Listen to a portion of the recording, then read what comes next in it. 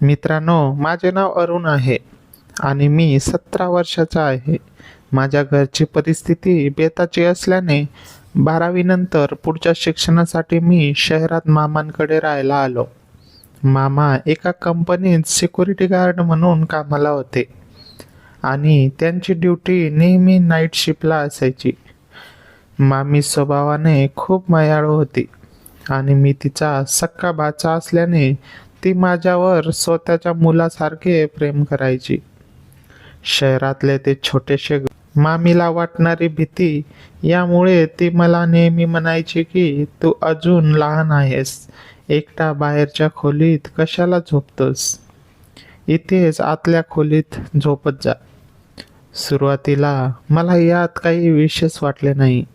मी तिच्या शेजारी शांतपणे झोपायचो आणि आम्हा दोघांमध्ये एक हक्काचे नाते होते. एका रात्री पाऊस खूप जोरात पडत होता आणि हवेत गारवा होता. मध्यरात्री अचानक मला तहान लागल्यामुळे जाग आली.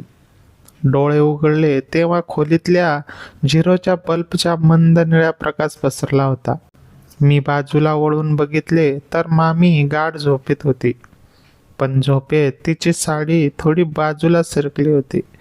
त्या क्षणी मला प्रथमच आपण मोठे झाल्याची जाणीव झाली आणि मनामध्ये विचारांचे काहूर माजले. तोपर्यंत मी तिच्याकडे फक्त मामी म्हणून बघितले होते, पण त्या रात्रीच्या त्या एका दृश्याने माझ्या मनात संकोच निर्माण केला. मला समजले की जरी ती मला लहान समजत असली तरी आता मी जबाबदार तरुण झालो आहे. मी तिथेच पडून राहिलो, पण त्या रात्री पुन्हा मला झोप लागली नाही. नात्यातला तो ओलावा आणि मर्यादेची ती बारीक रेघ मला त्या अंधारात स्पष्टपणे जाणू लागली होती. दुसऱ्या दिवशी सकाळी मामी नेहमीप्रमाणे उठून कामाला लागली, पण माझ्या मनात मात्र त्या रात्रीचा तो प्रसंग आणि नात्याबद्दलची एक वेगळीच जाणीव घर करून बसली होती. दुसऱ्या दिवशी सकाळी उठल्यावर माझ्या मनात एक विचित्र हुरहुर होती. मामी नेहमीप्रमाणे स्वयंपाकघरात कामात व्यस्त होती, पण तिच्या समोर जाताना मला उगाचच दडपण येत होतं. रात्रीचा तो प्रसंग माझ्या डोळ्यासमोरून जात नव्हता. काय रे, आज उठायला उशीर का झाला? चहा घे लवकर, मामीने हसून विचारलं. तिच्या आवाजात तो जुना जिव्हाळा होता, पण माझ्या मनात मात्र एक अपराधीपणाची भावना डोकावत होती. त्या दिवशी कॉलेजमध्येही माझं लक्ष लागत नव्हतं.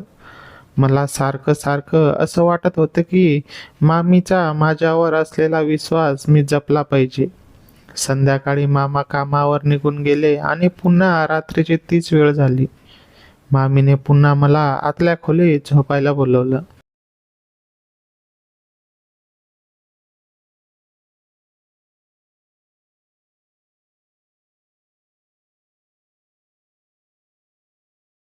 रात्री पुन्हा एकदा तीच शांतता पसरली होती. बाहेर पावसाची रिप रिप सुरू होती. झोपेत मामीचा हात चुकून माझ्या हाताला लागला आणि मी दचकून जागा झालो. त्या स्पर्शाने माझ्या अंगावर काटा आला. मला जाणवलं की मामीसाठी मी अजूनही तोच लहान भाचा आहे, पण माझ्या मनातल्या भावना आता बदलू लागल्या आहेत. मी विचार केला की हीच ती वेळ आहे जेव्हा मला माझ्या मनावर ताबा मिळवायला हवा. मी हळूच उठलो, पाणी प्यायलो आणि खिडकीबाहेर बघत उभा राहिलो. नात्यातला ती मर्यादा ओलांडणं सोपं असतं, पण ती निभावणं हीच खरी मर्दांगी असते, हे मला समजलं होतं. मी ठरवलं की उद्यापासून मी मामांना सांगून बाहेरच्या खोलीत झोपण्याची परवानगी घेईल, जेणेकरून या नात्यातलं पवित्रपण कायम राहील. त्या रात्री मी शांतपणे डोळे मिटले, पण मनात एक वेगळाच निश्चय होता. एक असा निश्चय ज्याने मला मुलगा असण्यापासून एक जबाबदार पुरुष होण्याकडे नेलं होतं. त्या छोट्याशा घटनेने मला आयुष्याचा एक मोठा धडा दिला होता. दुसऱ्या दिवशी मामा ड्युटीवर निघून गेले आणि पुन्हा एकदा घरात मी आणि मामी दोघेच उरलो. खिडकीतून बाहेर बघताना माझ्या मनात विचारांचे चक्र सुरू होते. तितक्यात मामी तिथे आली. तिने माझ्याकडे पाहिले आणि तिच्या नजरेत कालच्यापेक्षा काहीतरी वेगळीच चमक होती. काय रे, असा का खिडकीत उभा राहून काय विचार करतोयस? कोणाची आठवण येते का? तिने मिश्किलपणे विचारले. मी थोडा सावरलो आणि म्हणालो, काही नाही ग मामी, बस सहज.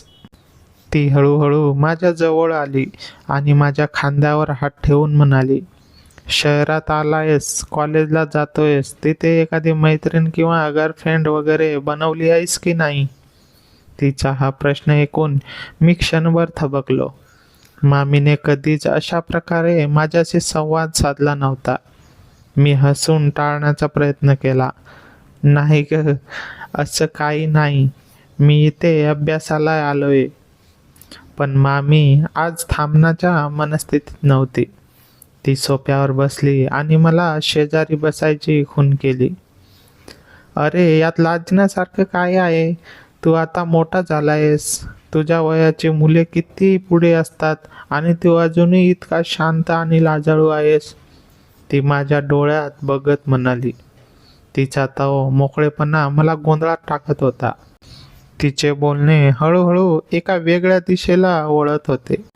ती पुढे म्हणाली, तुला माहिती आहे का, कधी कधी मनातलं सांगायला माणूस लागतो.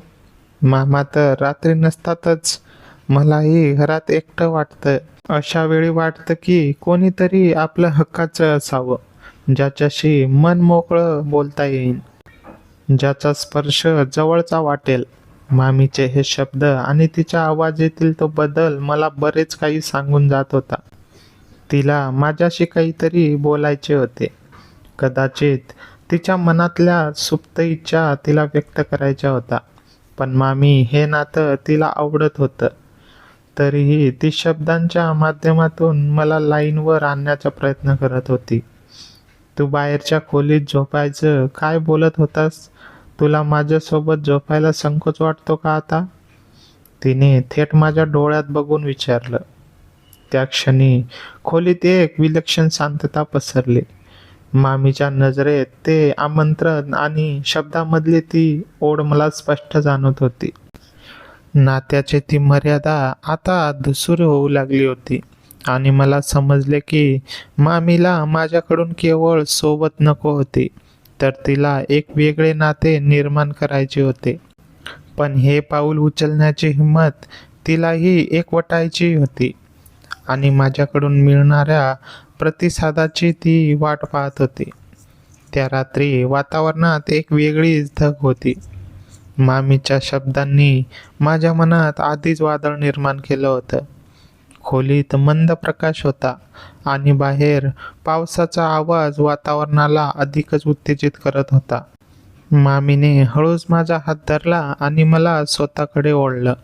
तिच्या स्पर्शात आज मायेपेक्षा जास्त ओढ होती. तू अजून स्वतःला लहानच समजतोयस का? तिने माझ्या कानात कुजबुजत विचारले.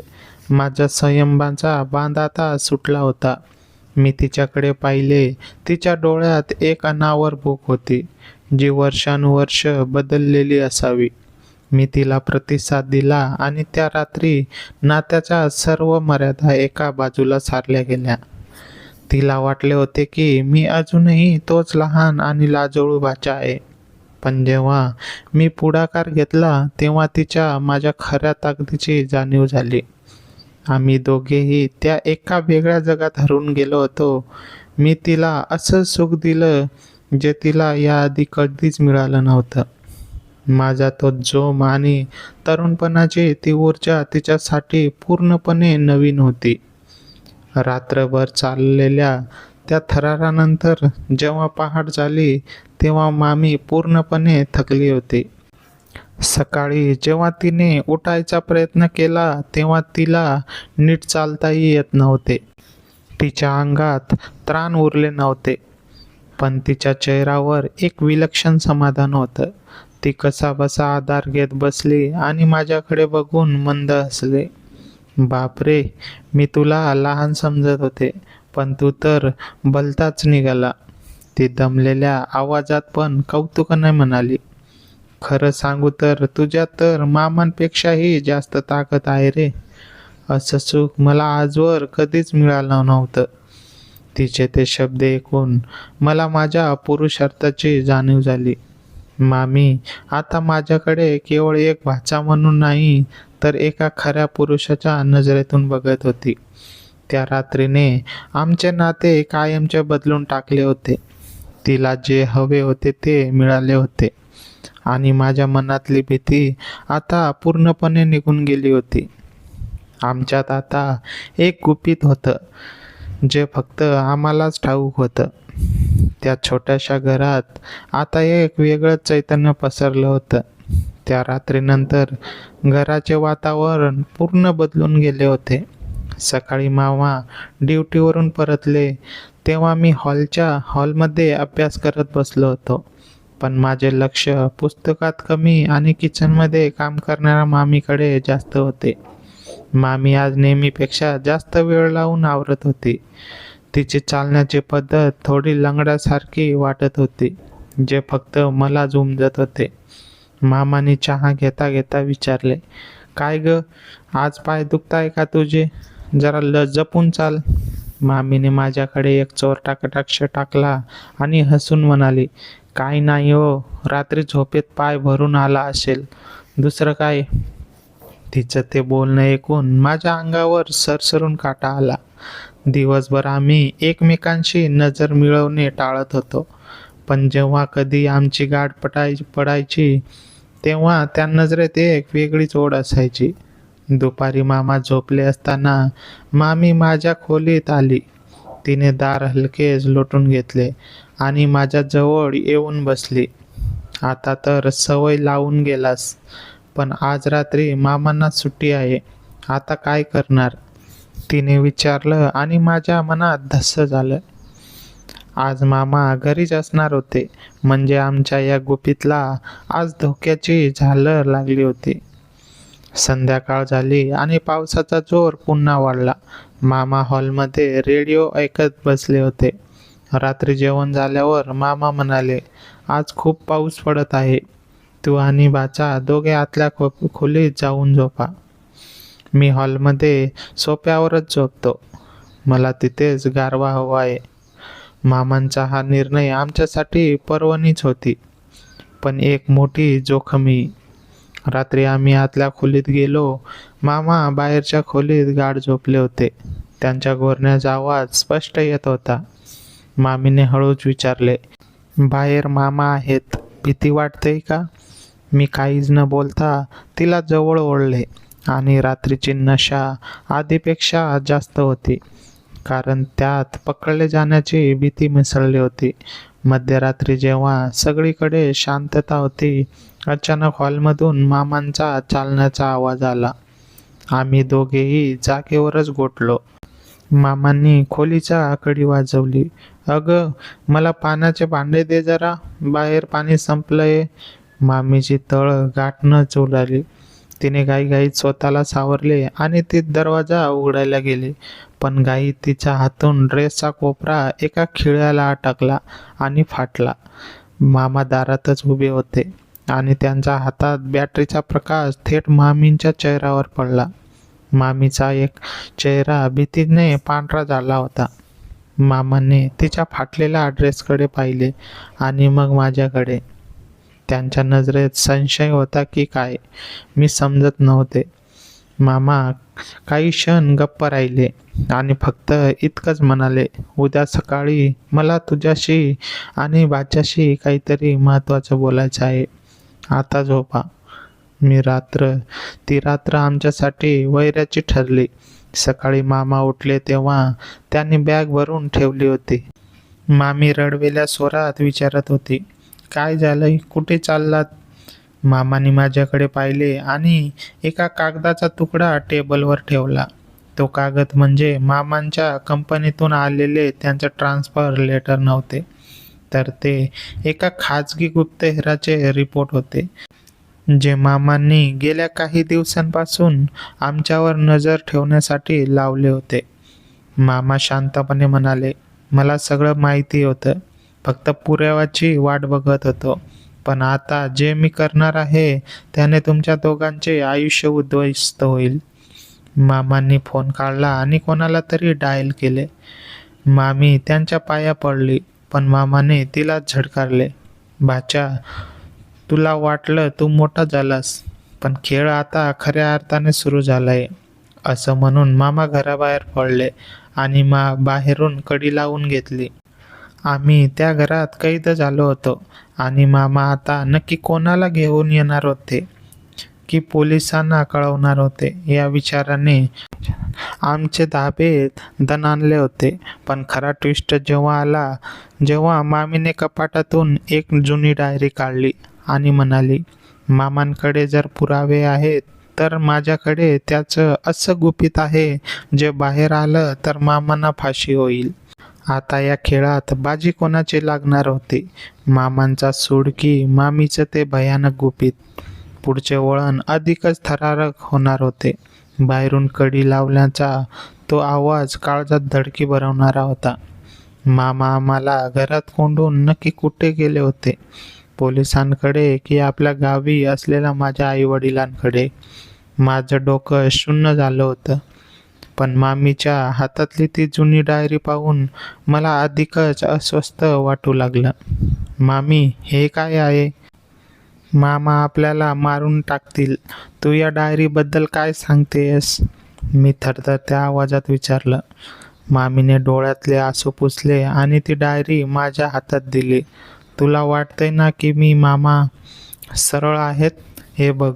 तिने डायरीचं एक पान उघडलं आणि त्या डायरीमध्ये मामांच्या सिक्युरिटी कंपनीच्या आड चालणाऱ्या एका मोठ्या तस्करीचे सूप होते. इतकंच नाही तर मामाने गेल्या वर्षी एका अपघाताचा बनाव करून कोणाचा तरी काटा काढला होता, त्याचेही उल्लेख त्यात होते. मामी म्हणाली, "त्यांना वाटतंय की ते आपल्याला अडकवतील, पण त्यांना हे माहीत नाही की त्यांच्या विनाशाची चावी माझ्याकडे आहे. ते पोलिसांकडे जाणारच नाहीत, कारण तिथे गेल्यावर पहिला नंबर त्याचाच लागेल. ते कोणाला तरी सुपारी द्यायला किंवा आपल्या घरांच्या लोकांना सांगायला गेले असणार." आमच्याकडे वेळ कमी होता. अचानक खिडकीच्या बाहेर मला 2 अनोळखी माणसं घुटमुटताना दिसली. मामांनी स्वतः येण्याऐवजी त्यांच्या कंपनीतले काही गुंड आमच्यावर पाळण ठेवण्यासाठी बाहेर पाठवले होते. "मामी, आपल्याला इथून निघायला हवं. हे लोक आपल्याला जिवंत सोडणार नाहीत," मी म्हणालो. आम्ही मागच्या बाजूला स्वयंपाकाच्या खिडकीतून बाहेर पडायचा प्लॅन केला. पाऊस अजूनही कोसळत होता, ज्यामुळे आमचा आवाज कोणाला येणार नव्हता. आम्ही हळूच खिडकीतून खाली उतरलो. अंधार आणि पावसामुळे समोरचं काही दिसत नव्हतं. आम्ही गल्लीतून धावत होतो. तितक्यात मागून एक गाडीचा जोरात आवाज आला. हेडलाईटचा प्रखर प्रकाश आमच्यावर पडला. ती मामांचीच गाडी होती. मामांनी गाडीतून उतरून आमच्या दिशेने धाव घेतली. त्यांच्या हातात कंपनीची लोखंडी काठी होती. "थांबा तिथेच, कुठे पळताय?" मामांचा आवाजही राक्षसी वाटत होता. मी मामीचा हात धरून एका जुन्या फाटक्या वाड्याच्या दिशेने धावलो. मामा मागेच होते. वाड्यात शिरल्यावर आम्ही एका अंधाऱ्या कोपऱ्यात लपलो. मामा आत आले. त्यांच्या पायाचा आवाज शांततेत घुमत होता. "बाच्या, बाहेर ये. तुला मी मुलगा मानलं आणि तू माझ्याच ताटात छेद केलास. आज तुला जिवंत सोडणार नाही." मामा अगदी जवळ आले होते. त्यांचा श्वास मला जाणवत होता. अचानक मामी मोठ्याने ओरडली आणि दुसरीकडे धावली. मामांचं लक्ष विचलित झालं आणि ते तिच्या मागे धावले. हीच संधी साधून मी मागून जाऊन मामांच्या हातावर जोरात वार केला. हाणामारी सुरू झाली. मामांची ताकद जास्त होती, पण माझ्या अंगात तरुण रक्ताचा जोम आणि मामीला वाचवण्याची जिद्द होती. झटापटीत मामा खाली पडले आणि त्यांचं डोकं एका दगडाला लागलं. ते बेशुद्ध झाले. मामी धावत माझ्याकडे आली. "काय केलं तू हे?" तिने घाबरून विचारलं. "त्यांना काही झालं नाहीये, फक्त बेशुद्ध हरपली आहे." आता हीच वेळ आहे, मी म्हणालो. मामी मामांच्या खिशातून गाडीची चावी आणि त्यांचा फोन काढला. त्या फोनमध्ये काही असे व्हिडिओ होते जे पाहून माझे डोळे विस्फारले. मामांनी घरात कॅमेरे लावले होते. आमचा काल रात्रीचा तो सावळा प्रकाश त्यांनी रेकॉर्ड केला होता. पण धक्कादायक गोष्ट म्हणजे मामा ते व्हिडिओ कोणाला तरी विकण्याच्या तयारीत होते. ते आम्हाला अडकवण्यासाठी नाही तर ब्लॅकमेल करून पैसे कमवण्यासाठी हे सगळं करत होते. मामी हे बघ. मी तिला तो फोन दाखवला. मामीला धक्काच बसला. ज्या माणसावर तिने इतके वर्ष विश्वास ठेवला तो तिचा सौदा करायला निघाला होता. आता आमचं नातं केवळ प्रेमाचं राहिलं नव्हतं, तर ते एका गुन्ह्याचं आणि अस्तित्वाचं युद्ध झालं होतं. आम्ही मामांना तिथेच सोडून गाडीत बसलो आणि शहराबाहेरच्या दिशेने निघालो. आता मागे वळायला जागा नव्हती. मामा शुद्धीवर आल्यावर आमचा शोध नक्कीच घेणार होते. पण आता आमच्याकडे त्याची ती डायरी आणि तो फोन होता. आता आपण कुठे जाणार? मामीने विचारलं. मी तिच्या डोळ्यात पाहिलं आणि म्हणालो, जिथे कोणीच आपल्याला ओळखणार नाही. आता आपण मामांचे नातेवाईक नाही, तर एकमेकांचे जोडीदार आहोत. पण प्रवास सोपा नव्हता.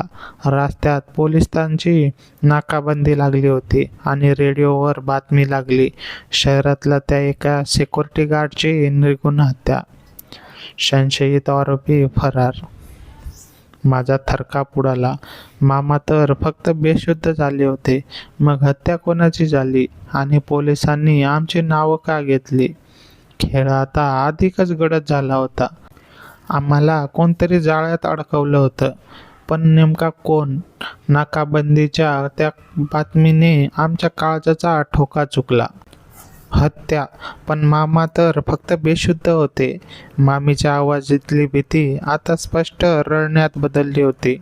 मी गाडी रस्त्याच्या कडेला एका अंधाराच्या झाडाखाली उभी केली. माझे हात थरथरत होते. जर मामांचा मृत्यू झाला असेल तर आम्ही आता फक्त पळून गेलेले प्रेमी नव्हतो, तर आम्ही खुनी होतो. मी मामांचा तो फोन पुन्हा तपासला. त्या फोनमध्ये एक मेसेज नुकताच येऊन धडकला होता. कोणीतरी अज्ञात नंबरवरून मेसेज केला होता. काम फत्ते झालंय, बॉडी वाड्यातच आहे. आता त्या पोराला आणि तुझ्या बायकोला अडकवणं सोपं होईल. तुझे पैसे तयार ठेव. मेसेज वाचून माझे डोळे विस्फारले. याचा अर्थ मामाने स्वतःच्याच मृत्यूचा बनाव रचला होता, की मामांनाही कोणाचे तरी धोका दिला होता. पण सर्वात मोठा धक्का तर पुढे येणार होता. मी तो नंबर डायल केला तेव्हा मामीच्या पर्समध्ये असलेला तिच्या दुसऱ्या फोनची रिंग वाजू लागली.